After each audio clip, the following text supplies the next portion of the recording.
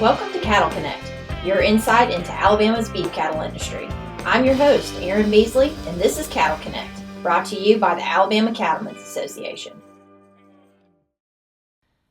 Well, welcome back to the Cattle Connect podcast, where we cover all things ACA and the cattle industry. This week, I am so happy to have my great friend and colleague in the studio with me.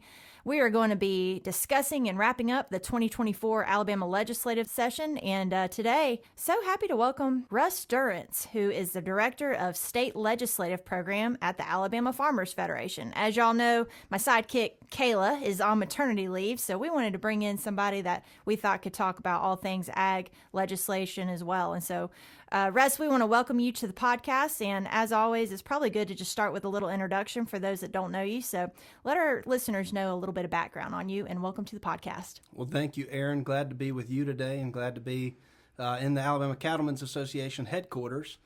Good to be in downtown Montgomery, even though we have wrapped up the legislative session a couple of weeks ago, and hopefully trying to stay away from the State House and away from the Capitol for a couple of weeks. But yes, try to.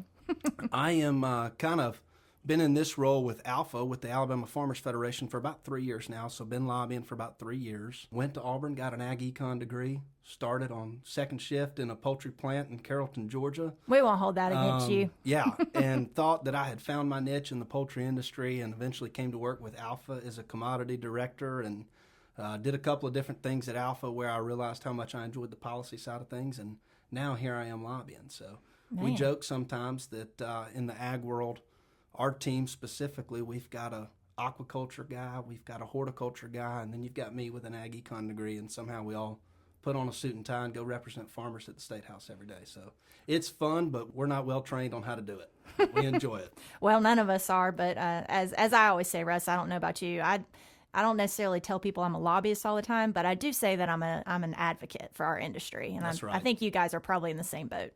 That's exactly right. What part of the state are you from, Russ? Where'd you grow up? Originally, I grew up in Georgia. My mother's family is from Talladega County, but my grandfather, after graduating from Auburn in the 50s, moved us over to Georgia, and we have all pretty much moved back to either Talladega County or Randolph County or somewhere else in the state. So. Yeah, good deal. I'm sure we have some listeners from up that way. So. That's right. Good deal. Well, let's jump right in. As we mentioned today, we're going to cover a lot, and there's a lot to try to unpack, as we know. It was a long legislative session. As y'all know, we've talked about in previous podcasts, it started in February, and then we went up till about 2 weeks ago when they adjourned Sine and Die. And so, Russ, as you know, there were some big items tackled this year. Really, for time's sake, though, today we're going to focus on ag bills for this podcast. That's really what our listeners are interested in. It has been about 2 weeks, as we said, and I always like to tell people that goal number one of the session for us is let's make sure nothing negative passes for our members' sake. That's first and foremost what we want to look at, and there's a lot that can happen as we look through that.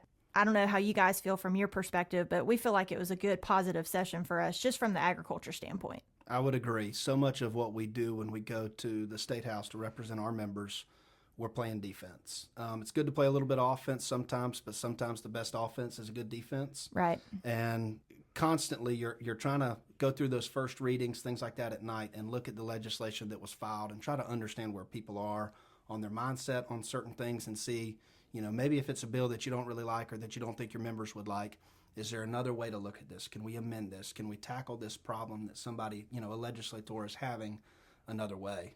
We look at things like property rights. I know several years ago, Senator Chris Elliott had a bill related to police jurisdictions, to freeze police jurisdictions and keep local municipalities from being able to tax outside of their limits.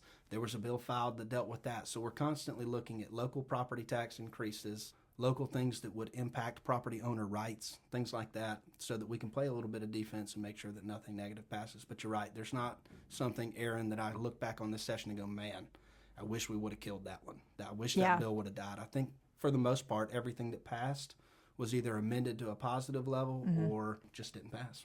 Yeah, and one thing that we've seen is there has been such a movement really with local bills, local legislation, a lot of things starting at that local level. And it's because these legislators, they come to town, and a lot of times they've gotten a lot of that pressure locally, from their constituents, and maybe they come to town, file the legislation, and, these different lobbying groups like ours, we look at it and, based on what our policy says, sometimes maybe we just bring some things to light that maybe aren't recognized initially, or just find some good common ground on some of these bills. Yeah, you touch on something, bringing some of these issues to light.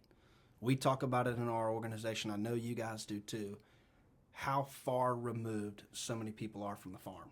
And you think about a lot of these members and even some of the attorneys in the Legislative Services Agency over here at the State House at LSA, when they're writing this legislation, when they're drafting these bills, they're not thinking about the same things that you're thinking about when you read it, what I'm thinking about when I read it, and how it might impact our members across rural Alabama. They're thinking about the task at hand and what they're trying to solve. So a lot of times, Erin, we are able to sit down and work with those folks and go, let me explain to you how this is going to work across the countryside. And we can find an amendment, we can find something to do so that both we can be happy, our members can be happy, but the legislator also feels like they're able to accomplish what they're trying to accomplish for their constituents. Yeah, and also, sometimes just because we are in such focused, kind of laser sharp areas, with us being in agriculture, a lot of times maybe we can bring to light, maybe a law is already in the books that maybe just needs to be looked at, or maybe it can be tied back to a current law or something like that. So I know that comes into play a lot as well. That's right. That's exactly right. We've got a lot of positive things to talk about. We said nothing negative past. Let's talk about, we did get to play some offense this year, and it was kind of fun. I know from where we sat, it was a good thing. And Russ, for you guys at Alfa, one of y'all's priority bills was for your big project, the Alabama Farm Center. And I know you got a huge win with that. And so maybe you can give our audience just a little overview of what was happening there and kind of where we are with that legislation. Yeah, thank you, Erin. It was fun to play a little bit of offense and trade sides of the field, so to speak. But there, I guess, at very last week of the legislative session, we had some legislation that passed thanks to Senator Shay Shelnut and Representative Danny Crawford in the House helped us carry this legislation. It was Senate Bill 219, which basically sets up the governance structure for the Alabama Farm Center. And if your listeners aren't aware, the Farmers Federation is trying to help provide some leadership here in the state to get not just a statewide ag center, but really a regional ag center. Your folks that go out and show livestock, your folks have, probably been to Louisville. They've probably been to Perry, Georgia. Maybe they've been to Grand Island, Nebraska. We want at the Farmers Federation to have a facility in the state of Alabama that can be, the very top of the top of the top for showing livestock, for rodeo exhibition, for different agricultural type exhibits, things like that. Sure, it can have a lot of other events throughout the year, but for the most part, this center would be a center for agricultural exhibition. So this legislation didn't build it. This legislation didn't pay for it. What this legislation did, it was extremely necessary. But what this legislation did, Erin, essentially is just set up the governance structure for this center. And you say, well, what does that mean? Yeah. Well, the governance structure for this, it sets up basically a 7-person board. 2 appointments from the governor, 2 from the commissioner of agriculture, 1 from the speaker of the House, 1 from the lieutenant governor, and 1 from the Jefferson County Commission. And it allows those 7 people that are appointed to this board to then begin to make decisions, to start looking at, hey, how do we build it? Who do we contract with? Who do we negotiate with? They can set up this entity. It also gave the center, the farm center, all of the powers that current county ag authorities already have. So there was language already in the Alabama Code that said this is what you can do at a county-wide ag authority. We took that language, asked LSA to take that language, and also attach it to the farm center so that the farm center would have all those exact same powers. So again, this bill doesn't build it, it doesn't fund it, it doesn't do a lot of different things, but it does set up for the governance so that we can start to really get this ball rolling. And there's a lot of those county ag boards around the state, correct? That's exactly right. There are a lot of county ag boards. Some of that language has been tinkered with, years, several times in the past by members of the legislature to help make sure that what they're trying to do in their county best meets the needs of the residents of that county. So we borrowed that language and glad to have that bill passed. I know you are. I'm sure a lot of people didn't realize that maybe that step even had to take place in order for y'all to achieve what we all are very excited about in that Alabama Farm Center located in Jefferson County. That's right. A lot of people didn't, and we looked at different ways to do it without legislation, but really felt like if we wanted to have statewide representation on this board for a center that should represent the entire state of Alabama, it would be good for us to go in there and put in our own code, put in our own language, so to speak, for the governance structure for the farm center. Awesome. So I know you guys also had an opportunity to play a little bit of offense and shake up a couple of things there in the second half of the legislative session. So tell me about y'all's priority bill that y'all got to work on. Yeah. We one that we were working on this was year 2 for us, but you guys are no stranger to trying to get some ag exemptions, and so that was something that we worked on. If we look at our state, we're really blessed to have a lot of those ag exemptions that you guys in the past, a lot of the organizations have worked on to get. But one piece that we identified that wasn't there had to do with fencing materials. And so very happy that we were able to get our fencing material tax exemption completed. And so it has been signed by the governor. And that bill, it was carried by Senator Jack Williams out of Mobile. And then, again, our friend, Representative Danny Crawford, he had a lot of the ag bills this session. He did. Danny Crawford is a good friend to agriculture and serves as chairman of the ag committee there in the House as well. So. That's right. Great friend of ag. So he was busy this session. But, that bill essentially, for our members listening out there, if you haven't heard, your basic fencing materials, so your T-posts, if you're using wood posts, web wire, barbed wire, even gates, those will all be up under a sales tax exemption now. When you go to purchase them, you'll just sign an affidavit saying that you are a livestock producer using those materials for livestock purposes. And there is a $25,000 gross sales cap on that annually per individual. So that was one piece, just going through that negotiation process and such. But really happy that we were able to land there, and that's a big win for not only our members, Russ, but you guys too, representing all the commodity groups. You're exactly right. It is always good right now, especially with things as pressing and as tight as they can be financially on the farm. It's good to try to get out there and secure a win for folks that are trying to reinvest in the farm, put up new equipment, put up new fencing, things like that. If we can help them save $1, that's what we're here to do. That's right. I mean, we talk about profitability all the time, and it's really hard to come by in agriculture. So if this is just a very, very small piece that can help with that bottom line, I think that's just a great win for our members. So don't rely on podcasts alone to stay connected to Alabama's beef industry. Follow us at AL Cattlemen on Facebook and Instagram to get daily news and updates from the Alabama Cattlemen's Association. Another area that we all work in a lot has to do with the budgets. So Alabama obviously operates with 2 budgets. I think we're one of the only states in the country that still does that. Most states operate with one single budget, but we have an education trust fund budget, and then we have a general fund budget. And obviously those monies are used to pay for all goods and services that Alabama citizens utilize. But we've got a lot of line items within those budgets that are very, very important to agriculture as a whole. So, Russ, I was hoping maybe you could give our listeners an overview of what some of those might be. Absolutely. Thank you, Erin. You're right. When we're not playing offense and when we're not playing defense, money's always at the foot of everything. Everybody's focused on money, and we are too in the ag world. One thing that I'm excited to see continued to be funded is something that really was a priority for Speaker Ledbetter a couple of years ago. Speaker Ledbetter was trying to move the needle for 4-H and FFA, and came to some of the ag groups and really sat down and said, let's get creative and figure out what can we do. And there is $275,000 in the budget for FFA affiliate memberships. This would allow students to be able to participate in FFA. It's helped grow membership in FFA. It's helped Alabama have greater representation on a national level as their FFA because your national representation is based on how many members you have in the state. So if we have increased our membership, we've got greater representation. He also helped fund a 4-H youth development coordinator and animal sciences specialist. So this is a new position that was created in a line item in the budget for someone to come out and really focus with our 4-H students across the state on animal agriculture and livestock production. So excited to see those items remain in the budget. I think they're great wins for the ag community. I think they're great wins for students, particularly 4-H and FFA across the state.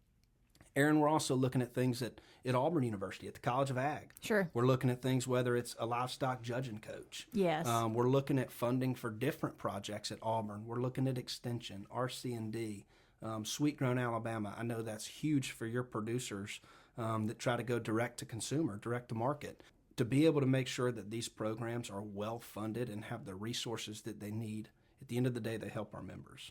You and I just had an opportunity to go to another meeting at the State House where they were talking about money and the budgets and things like this. And all too often we hear, Erin, that if we have money in the state, especially the last couple of years while we've had surpluses, somebody's going to go asking for it. Somebody's asking for it. It's awesome, and it's very rewarding when the ag community can come together and really highlight some of the great work that's done across this state in some of these programs and help try to advocate for some of the money to come back to these programs. I agree, especially a lot of these youth programs. I mean, I know for myself, I sit on the FFA Foundation board, so I've been able to see kind of the impact of that FFA membership money.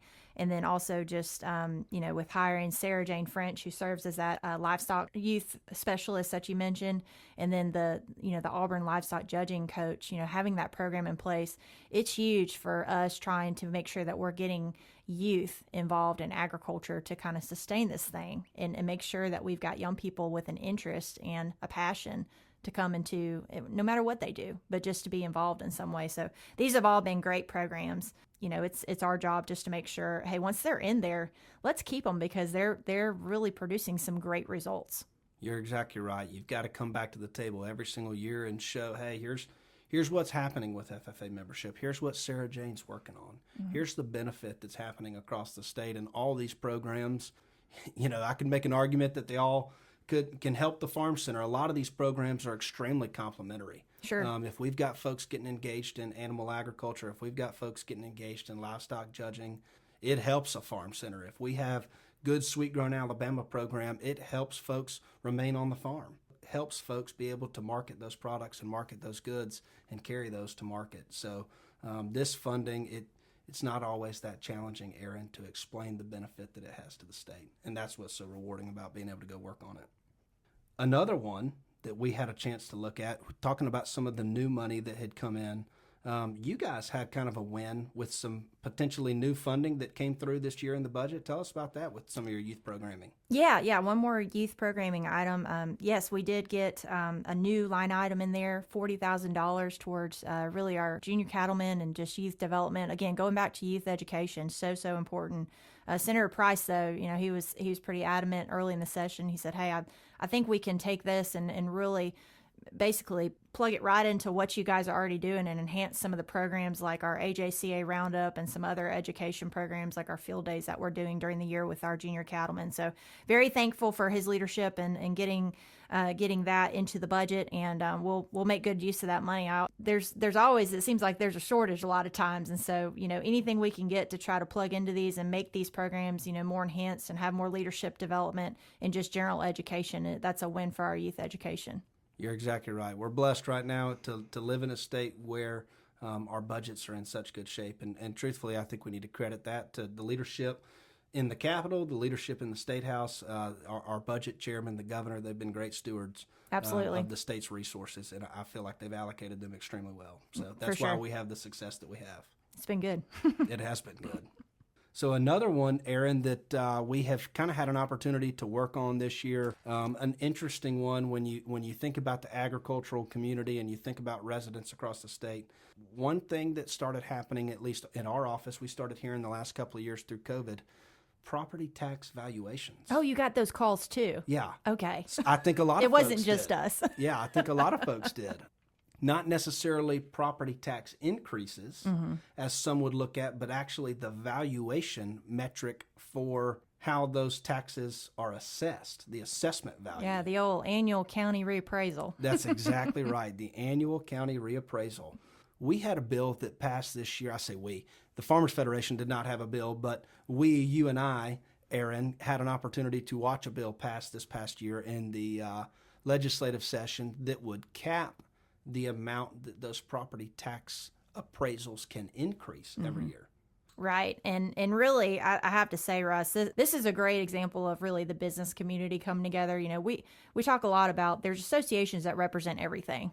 We know that all too well in Montgomery. So this was a great example, though. Our business community leaders came together. We really worked hard to make sure that this one got done. You mentioned that we were getting calls. Well, we weren't the only ones. Our friends in small business, those that are, independent business owners, they were all up against the same thing with these just massive hikes on the county reappraisal on an annual basis. And so, I mean, we saw some counties, Russ, in very rural parts of the state that went up in the 40-something%. You're exactly right. I mean, that is just, how do you budget and try to prepare for that? It's really impossible because you know how it is. You get your notice and you pay it.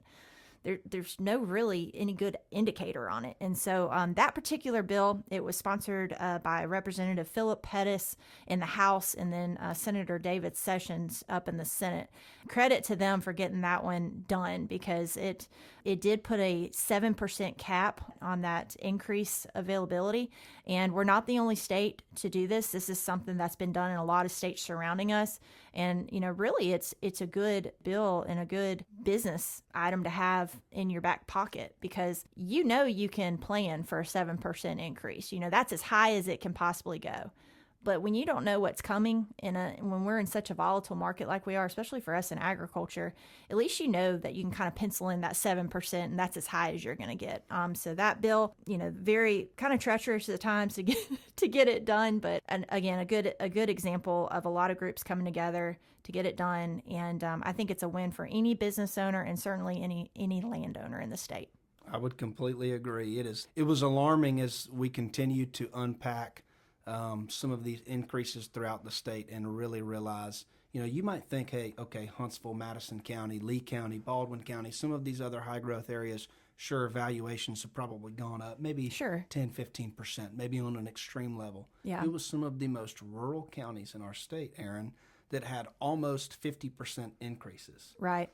Truly unfathomable to think about how a landowner and a property owner can budget year to year, not knowing how volatile those property tax valuations could possibly be. So I really do want to praise Representative Pettis and Senator Sessions for this one because it is a great piece of legislation that I know will provide a lot of kind of sound mind for a lot of folks moving forward to know that property tax valuation can increase more than 7%. Right. And also credit to Lieutenant Governor's office because I know kind of coming into the session, this was one of the things that he had at top of his list that he wanted to see done. That's exactly right. A lot of good leadership there to get that done. So we hope you're enjoying this week's podcast, but the fun doesn't have to stop here.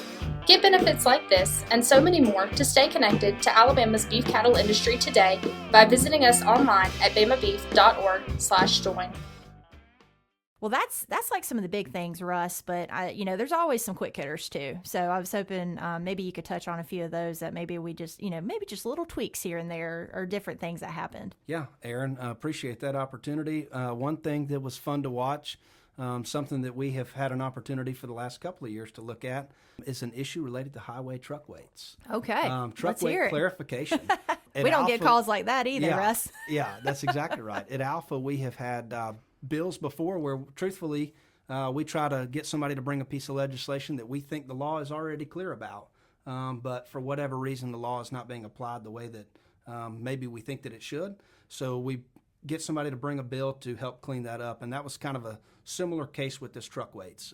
For a lot of folks out there on the countryside, hey, we had 80,000 pounds out there on the countryside, but there was a 10% tolerance, and a lot of folks just assumed 88,000 pounds. Sure. I knew I had a 10% tolerance. Yeah. But quickly, the last couple of years, we started getting calls coming in from the countryside and learned that the law now is 80.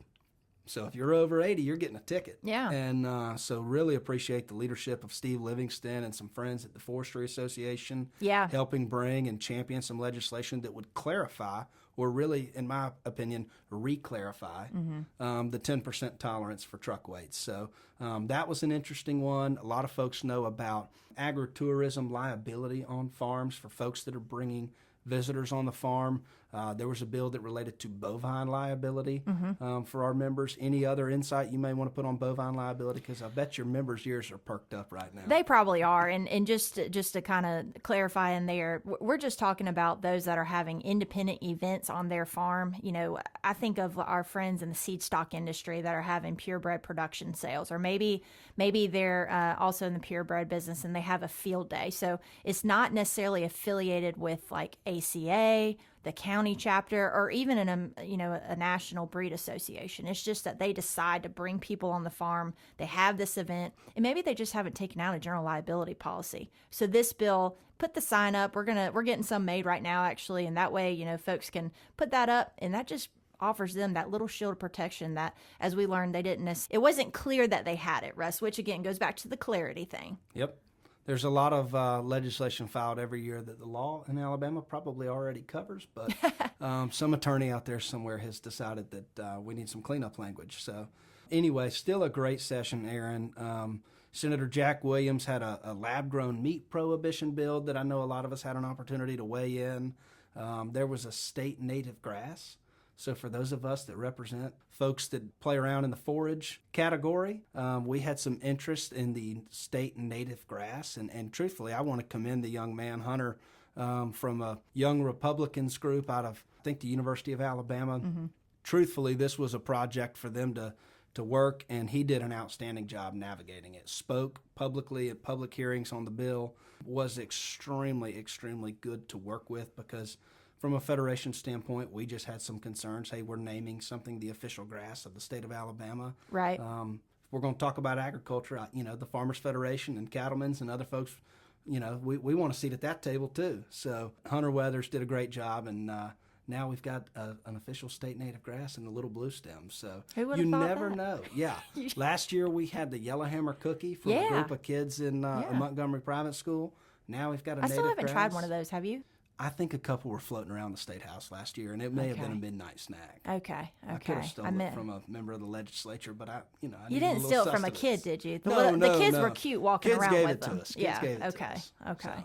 Well, real quick, I don't know about you guys, but the lab-grown meat bill, the ban on lab-grown meat, man, we have gotten a lot of calls since that was signed by the governor. Again, our friend Senator Williams, he carried the torch on that one, and we worked several years ago on labeling of those products to make sure that, hey, if you're gonna put it in the case, and we know they're gonna set it up next to real meat. That's exactly right. We know that's going to happen. That's what they want to do. We've kind of seen the case there with some of the alternative dairy products that are floating around, but we know they're going to put it next to real meat. And our thing years ago was, hey, make sure it's labeled correctly and consumers know what the meat case should be the meat case. It should be. So, but hey, Senator Williams, by God, he wanted to take it one step further, and he said, you know what? I don't quite trust what's going on with this, and so passed a bill to ban it, and we have received a lot of calls on that one. So, and I know he has too. He had some fun with that one. And then I also just want to throw in one more, not necessarily the most glorious bill out there, but, we work a lot with different agencies and groups, and certainly the Department of Agriculture and Industries is one of those departments that we have a really, really close relationship with. We have our Ag Coalition group that meets every week, every Tuesday, to go over bills, and that's all the groups, departments in there. But a bill that they asked us to kind of work on to help them with was the disposal of dead animals. So, hey, the dead animal bill, I mean, you can't beat that. So a bill did pass that just basically gave the Ag Board rulemaking authority to be able to codify some rules on how to dispose of dead animals. Right now, the law says that it hadn't been updated since 1919. It said that you could burn or bury those animals. So now we can have some rules, of incineration and some other methods like composting. Some different technologies are coming about. So we just want to be able to incorporate that and make sure that our producers are able to take advantage of those technologies. Yeah, another bill, Erin, similar to the property tax valuation cap that truthfully to me seems a lot like common sense. We deal with mortality on our farms. Our members deal with mortality, and we have an old set of standards and an old practice from 1919, over 100 years old, and really no ability to change that. So this bill, thankfully, gave the Department of Ag, who should have the ability to do that, the ability to help analyze best practices and analyze kind of what's going on and what's the best way to handle this to make sure that our farmers, when they have those issues on the farm, which mortality is inevitable, right. But when they have those issues, they know how to dispose of those animals in the best way possible. I don't know about you guys, but I have gotten an increased number of calls probably in the last 5 years. It's becoming harder and harder to dispose of those animals. It used to be, you could say you had a calf that died or something. I mean, you could take it to the landfill, but most of the landfills in different areas of the state, they will not take them anymore, or they charge an astronomical amount, probably close to the value of the animal to take them. So then the producers, they're kind of pigeonholed on what they can do. What if they don't have the piece of equipment to be able to bury it? That's right. Right. So what do you do then? So as you can see, ag legislation can go from one side of the fence to the other, a lot to be tackled. But this was a productive session. Although it was treacherous at times, I think everybody, feels like we had a very good session. And I don't know about you, Russ, but I'm going to enjoy the break between now and next February and keep my fingers crossed that there's no special session. You're exactly right. The meeting that we just left, they wanted to talk about how they wanted to make sure that June and July were preserved for folks. So that gave me a little bit of hope that maybe we at least have June and July off and don't have to worry about going back to the State House. But I do think as challenging as the session was for so many groups and for so many folks, both members of the legislature and folks roaming the halls up there like me and you, I'm glad it's over, and I'm thankful that there's not anything that we can point back to and go, my goodness, what a horrible piece of legislation that's passed that's really going to hurt the ag community. I think for the most part, everything that passed is going to be okay.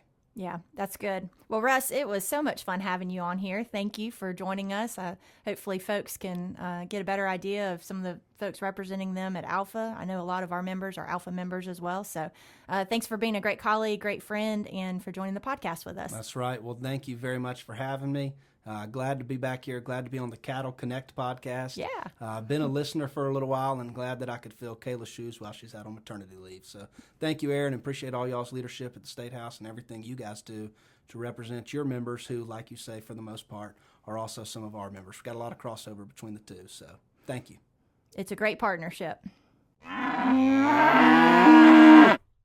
right, listeners, you know what that sound means. It's time to move over for some fast facts.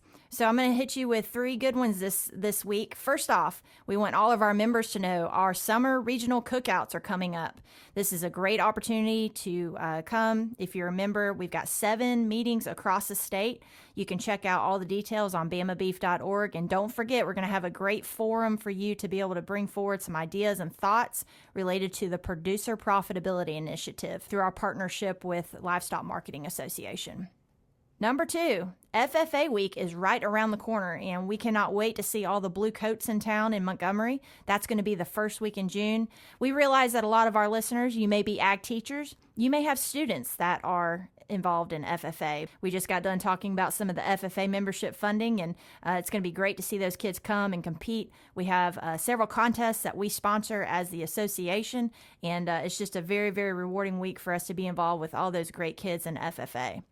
And thirdly, for anyone that's visiting downtown Montgomery this summer, don't forget the museum is just right downstairs in the Cattlemen's headquarters building. The museum is open Monday through Friday from 8 to 4:45. We just closed from 12 to 1 for some lunch, but we'd love for you to come by and learn more about Alabama's beef cattle industry. This is a great children's museum all about beef cattle, and it is free to the public, so tell your friends and make sure to take a stop at the museum this summer. Well, folks, thanks for tuning in to this episode of Cattle Connect, brought to you by the Alabama Cattlemen's Association. Be sure to subscribe to get notified when our next episode goes live, and until next time, remember, beef, it's what's for dinner.